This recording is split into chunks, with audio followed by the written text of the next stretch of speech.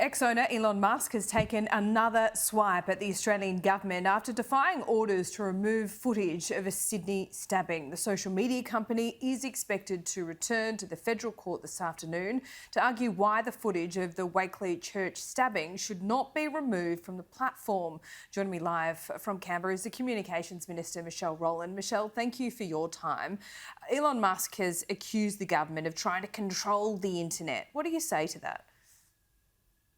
I'd say two things, Laura. Firstly, the democratically elected Australian Parliament has chosen to enact a law, and that law enables an independent regulator, the eSafety Commissioner, to issue notices to remove certain content where it contravenes certain rules.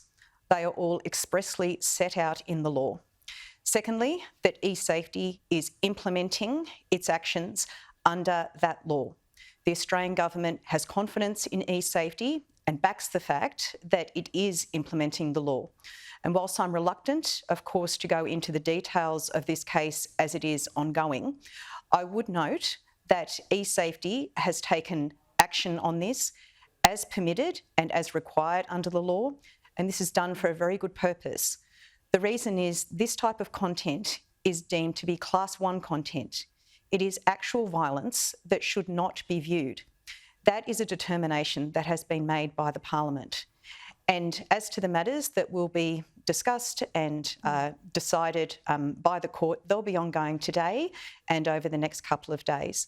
But I reiterate that the Australian government backs its independent regulator in implementing this law for the safety of Australians.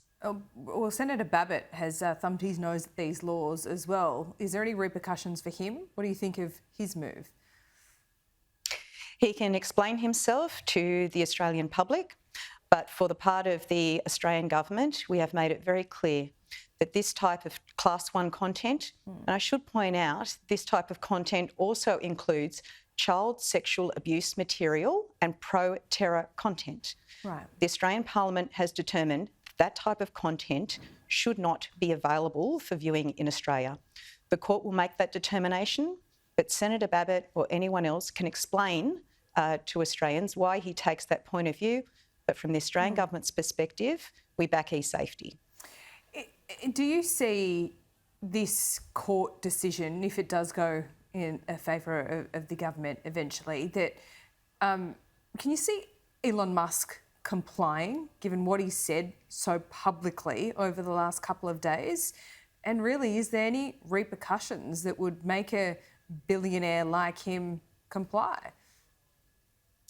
Well, firstly, as you point out, these social media platforms have market power, deep pockets. They have revenues that exceed some nations of the world.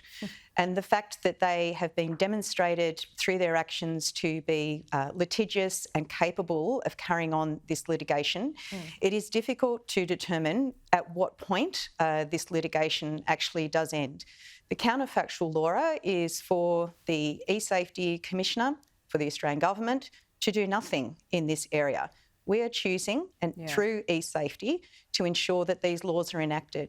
But as to your point about what sort of penalties or sanctions might be available, these are precisely the issues that I announced when I kicked off the review of the Online Safety Act, which has only been in operation for a couple of years. I brought forward that review because in a short space of time, we've had so many new and emerging harms that have come to the fore, including through artificial intelligence. Okay, if I could play devil's advocate as well, Elon Musk has made the point that banning it in Australia is one thing, but banning it globally is a whole other issue. What do you say to that? Well, again, these are matters that precisely go to some of the deliberations of the court. But for our part, Australia has determined that there is some content that should not be available in Australia, and that's precisely what is being argued here. And as to the point, again, just returning to sanctions and penalties, for example, they're precisely the issues that we're looking at in the Online Safety Act, whether they're adequate. In some jurisdictions, they actually take the view that it should be a percentage of revenue because that acts as more of a deterrent. These are issues that are being actively examined at the moment.